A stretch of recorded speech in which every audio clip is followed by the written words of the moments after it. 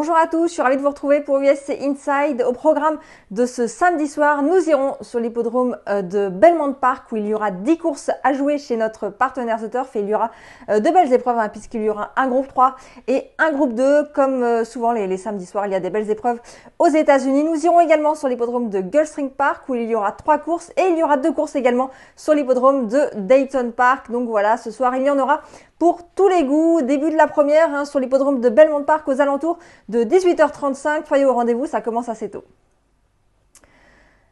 Allez, on attaque donc avec la réunion 7, c'est la réunion disputée sur l'hippodrome de Belmont Park. La première, c'est un réclamé pour des chevaux âgés de 3 ans et plus, 1600 mètres à parcourir sur le dirt, ils sont 11 à s'affronter. Écoutez, j'ai un cheval, j'ai un favori dans cette épreuve, c'est le numéro 11, un Speed Effect associé à Irad Ortiz. Écoutez, il a fait une rentrée correcte sur l'hippodrome de Saratoga et puis il a couru en net progrès également sur l'hippodrome de Saratoga dernièrement. Je pense qu'il est capable de s'imposer, ça sera mon favori dans ce réclamé. Le 11 Speed Effect, jouez-le en simple gagnant placé.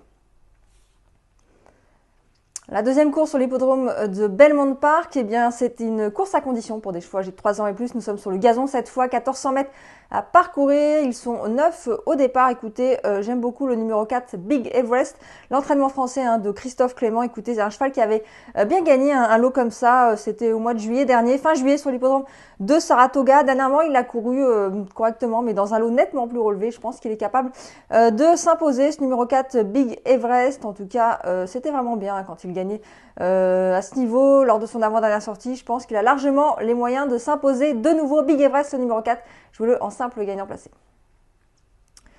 La troisième course sur l'hippodrome de Belmont Park, 19h41 pour le départ, c'est un maiden special weight. Un maiden réservé à des femelles âgées de 2 ans, 1200 mètres à parcourir sur le gazon. Écoutez, pas évident de déchiffrer ce maiden. Pour les femelles âgées de 2 ans, en tout cas, on a le 8, un Lia Marina, toujours l'entraînement de Christophe Clément, la montre de Joël Rosario. Écoutez, une pouliche qui a fait de bons débuts. C'était une bonne 3e place sur l'hippodrome de Saratoga. C'était au mois d'août, ça remonte un petit peu. C'est quand même une petite rentrée. Donc voilà, moi j'aime beaucoup ce numéro 8 qui a fait belle impression pour ses débuts. Voilà, jouez-là en simple gagnant placé. Et attention au numéro 6, Brisky Frolic, l'entraînement du redoutable Todd Pletcher, la montre de Irad Ortiz. Et bien écoutez, une pouliche qui va débuter, mais les travaux du matin sont plutôt intéressants. Donc attention à ce numéro 6. Voilà, écoutez, je vous propose un jumelé 8 et 6 pour notre troisième rendez-vous.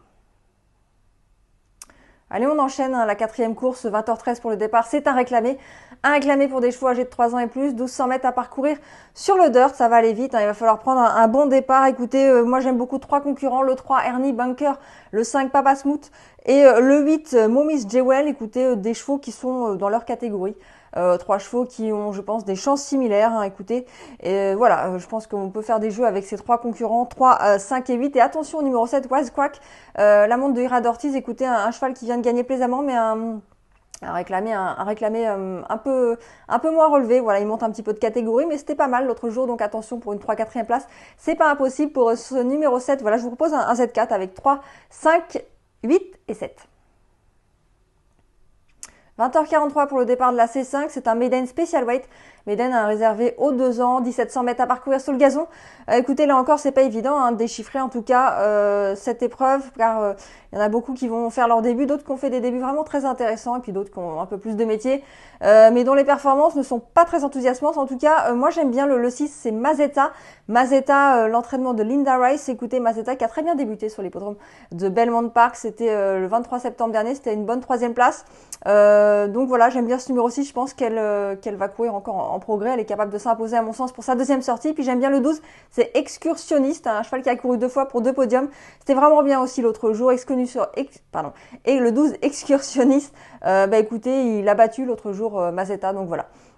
Je pense que ces 2 concurrents vont se jouer la victoire. 6 et 12, vous pouvez faire le jumelé aller-retour. La 6e épreuve, 21h15 pour le départ, c'est une course à condition, 1200 mètres à parcourir sur le gazon pour des chevaux âgés de 3 ans et plus. Ils sont 16 cette fois, 16, on va essayer de faire un petit Z4. Moi j'aime beaucoup le numéro 3, c'est Ripple Rocks, la montre de Irad Ortiz. Écoutez, poulain qui est plutôt régulier, il reste sur des bonnes sorties, je pense qu'il est capable encore de faire une belle valeur. Le 12, King James, mais écoutez, il reste sur un plaisant succès, c'est la montre de José Ortiz. Je pense qu'on va avoir un match entre les frères Ortiz dans cette épreuve. Donc voilà, j'aime bien 3 et 12. Et puis on a deux chevaux qui viennent de s'affronter, l'As et le 5, l'As Determined Fury, le 5 c'est King Ring of Fire, pardon, et bien écoutez, ils viennent de courir ensemble à Belmont, c'était vraiment bien. Je pense que ces deux-là aussi vont pouvoir disputer les premières places, donc voilà, je vous propose de faire un Z4 dans cette sixième course avec 12, 5 à C3. 21h47 pour le départ de la 7e, c'est un maiden special weight réservé à des femelles âgées de 2 ans. Nous sommes sur le dirt, 1200 mètres à parcourir. Elles sont 10 à s'affronter. Voilà, on est corde à gauche. 10 pouliches donc qui vont s'affronter dans cette 7e épreuve. Moi j'aime beaucoup le 3, c'est Glittering Prize, une pouliche qui a fait de bons débuts. C'était sur l'hippodrome de Colonial Downs, c'était une belle deuxième place. Je pense qu'elle est capable d'ouvrir son palmarès pour sa deuxième sortie. Et puis on se méfiera du numéro 6, Doc Rocks, l'entraînement de Todd Pletcher, la montre de Joël Rosario.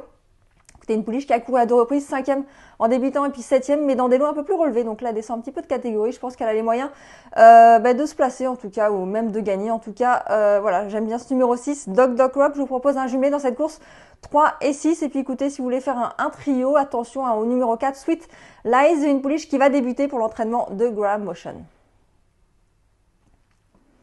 La C8, c'est une belle épreuve, 22h21, les Noble Damsel Stakes, une belle épreuve pour des femelles âgées de 3 ans et plus. C'est un groupe 3, 1600 mètres à parcourir sur la piste en gazon. Et on retrouve Tamaher, une ancienne pensionnaire de François Rohaut. Tamaher, écoutez, qui vient de gagner l'Istade sur l'hippodrome de Mammoth Park, c'était vraiment très bien. Elle n'a pas raté ses débuts sur l'hippodrome aux États-Unis, pardon, Tamaher, qui a gagné groupe 2, qui s'est placé de groupe 1, donc voilà. Elle s'est vraiment très bien acclimatée aux USA et Tamaher, je pense que dans ce lot, elle a les moyens de s'imposer. C'est l'entraînement de Chad Brown et la monte de Irad Ortiz. Voilà, jouer le 10, Tamaher en simple gagnant placé dans cette épreuve. 22h52 pour le départ de notre 9e course sur l'hippodrome de Belmont Park. C'est une belle épreuve, un groupe 2 pour des 3 ans, 1800 mètres à parcourir sur le gazon. C'est les Hill Prince Stakes. Voilà, ils sont 11 à s'affronter et dans cette course, on a un cheval qui reste sur 2 victoires. C'est le numéro 9, Public Sector, l'entraînement de Chad Brown, la montre de Irad Ortiz. Écoutez, Public Sector, il a gagné groupe 2 mois d'août. Écoutez, c'était vraiment très bien. Et là, il vient de gagner un groupe 3 sur l'hippodrome de Saratoga. C'est l'un des poulains de la course. Je pense qu'il est capable de faire la passe de 3. Ce numéro 9, Public Sector, je l'aime beaucoup jouer là en simple gagnant placé. Et puis autre cheval que l'on retrouve, c'est le 11 Soldier Rising, ancien pensionnaire de André Fabre. Il est désormais entraîné par Christophe Clément et ça se passe très bien là-bas aux États-Unis puisque, écoutez, il a couru 2 fois, il s'est placé 2 fois de groupe 1. Donc voilà, c'est une belle chance également ce numéro 11 Soldier Rising. Et je vous propose de faire un jumelé avec ces deux concurrents, le 9 Public Sector et le 11 Soldier Rising. On termine notre réunion de Belmont Park par la C10, 23h23 pour le départ. C'est un maiden special weight pour des femelles âgées de 2 ans. Beaucoup de courses ce soir réservées à la jeune génération. On est sur le dirt, 1200 mètres à parcourir. Ils sont 10, il va falloir prendre un bon départ. Écoutez, on a pas mal de possibilités. Je pense au numéro 4, un Silver Fist. Au 8, Lauchi et le 9, Kent Love. Écoutez, ce sont des pouliches qui se valent un petit peu. Elles cherchent toutes leurs courses. Et je pense que les 3 sont capables de s'imposer. J'ai pas trop de préférence. Si peut-être le numéro 9, Kent Love pour l'entraînement de Christophe Clément qui a couru 3 fois. C'était vraiment très bien à chaque fois. Donc voilà, peut-être préférence parmi mes 3 préférés pour le numéro 9, que je vous conseille de jouer en simple gagnant placé. Mais après, vous pouvez mettre le 4 et le 8 pour des jumelés des trios, car ce sont aussi des bonnes chances, je pense. Donc voilà. 9, 4 et 8 à jouer pour terminer cette réunion de Belmont Park. Allez, on passe désormais à la réunion disputée à Gulfstream Park. 3 courses à jouer, c'est la R15 et on attaque avec la R15 C8. Et c'est une belle épreuve, c'est un groupe 3 pour des femelles âgées de 2 ans. Les Cousin Juvenile Philly Sprints Stake, 1400 mètres à parcourir sur le dirt. Elles sont peu au départ, elles ne sont que 7. Écoutez, moi j'aime bien 2 concurrentes qui viennent de courir ensemble, le 4 et le 2. Le 4 c'est Harper Bigwood, le 2 Queen Camellia. Écoutez... Harper Bigwood a devancé dernièrement Queen Camellia, c'était bien. Je pense qu'on peut reprendre ces 2 concurrentes. Et puis attention au numéro 3, Violette Zap, qui a débuté victorieusement sur ce tracé. Et voilà, elle monte un petit peu de catégorie, mais c'était vraiment très bien. Donc voilà, 3, 4 et 2, mes 3 préférés pour notre premier rendez-vous sur l'hippodrome de Gulfstream Park. 23h06 pour le départ de la C9, notre deuxième rendez-vous à Gulfstream Park. C'est un handicap pour des chevaux âgés de 3 ans et plus. 1600 mètres à parcourir sur le dirt, ils sont 8 à s'affronter. Écoutez, moi j'aime bien le 2 Pro Quality qui vient de gagner ici. Donc bonne aptitude à l'hippodrome. On a le 6 Eye of the Jedi. Bah, écoutez, deuxième lui dernièrement ici, c'était bien aussi. Donc voilà, deux chevaux qui font bien ce tracé de Gulfstream, 2 et 6. Et puis on a le 5, un Noble Drama. Noble Drama qui a fini troisième dernièrement, derrière mon favori, le numéro 2. Pour Caletti, je pense que c'est une chance aussi pour les places. Voilà, je vous propose de faire un trio avec ces 3 concurrents, 2, 6 et 5 pour notre 9e course à Gulfstream Park. On termine la réunion de Gulfstream Park par un réclamé, 23h40 pour le départ, c'est la C10, un réclamé pour des femelles âgées de 3 ans et plus, 1700 mètres à parcourir, on est sur la All-Weather Track, écoutez. Elle est pas évidente cette dernière course, on a plusieurs possibilités. Moi j'ai 2 préférés, le 3 et le 5. Le 3 c'est Riveting Spirit et le 5 c'est Flying Black. Écoutez, Flying Black confié à Chantal Sutherland. J'aime beaucoup Flying Black, je pense qu'elle est capable de gagner de nouveau. Elle cherche un petit peu, elle peut faire une belle valeur. En tout cas, elle reste sur des très bonnes sorties. Ce numéro 5 Flying Black, tout comme le numéro 3. Ce sont 2 pouliches qui sont dans leur catégorie. Ça, c'est des pouliches de réclamés. Et elles ont largement les moyens de s'imposer. Donc voilà, 3 et 5 ou 5 et 3, vous pouvez faire le jumelé aller-retour. Allez, on passe à la réunion disputée sur l'hippodrome de Dayton. C'est un réclamé. 23h50 pour le départ. C'est la C6 là-bas, réclamée pour des mâles âgés de 3 ans et plus. 1600 mètres à parcourir. Départ donné à l'aide de l'autostart. On est sur une piste en sable, corde à gauche. Écoutez, mon préféré, ça sera l'As Is a Jude A. Eh bien, écoutez, il reste sur des très bonnes sorties. Cheval âgé de 10 ans qui enchaîne les bonnes perfs, bien placé à la voiture, en forme. Je pense qu'il a les moyens de s'imposer une nouvelle fois. Ça sera mon favori. Je veux le en simple gagnant uniquement, ce numéro 1, Is a Jude A. Et puis attention au 3, un Get Around Town qu'il faut reprendre avec ce bon numéro. Lui aussi a déjà fait des belles valeurs sur ce tracé. Je pense qu'il faut le reprendre. Donc voilà, à ces 3, je vous propose de faire un jumelé pour cette course de Dayton.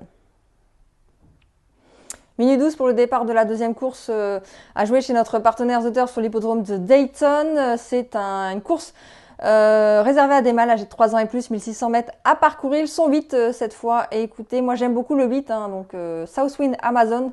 Alors ça va pas être évident parce qu'il va partir tout en dehors. Le numéro 8, c'est pas le meilleur des numéros. Mais écoutez, en tout cas, le cheval est en pleine forme. Il reste vraiment sur des très bonnes sorties. Même avec ce numéro 8, je pense qu'il est capable de s'imposer de nouveau. Ça sera mon favori. Voilà, il faudra quand même composer avec ce numéro 8, mais je compte sur son driver, Josh Sutton. Voilà, le 8, je vous le conseille en simple gagnant placé. Puis attention au numéro 4, Gold Digger King, confié à Tyler Smith, l'un des bons drivers là-bas sur l'hippodrome de Dayton. Eh bien écoutez, numéro correct à la voiture. Ses dernières sorties sont plutôt correctes également. Donc je pense qu'il est capable lui aussi de faire une belle valeur. Et attention au numéro 5, un Prince of Tides, qui a les moyens de lui aussi de faire une belle valeur. Donc voilà, à ne pas condamner sur ses dernières sorties. Voilà mes préférés pour notre dernière course sur l'hippodrome de Dayton. L'émission de ce samedi soir est désormais terminée. J'espère que vous avez pu profiter et apprécier tous mes pronostics. Si c'est le cas et que vous nous regardez sur les réseaux sociaux, n'hésitez pas à liker, à partager et à vous abonner. On se retrouve dès lundi pour de nouveaux pronostics sur les courses américaines. Salut! C'était votre programme avec The Turf. Avec l'app The Turf entre les mains pour parier, ça va aller. The Turf, une histoire de turfiste.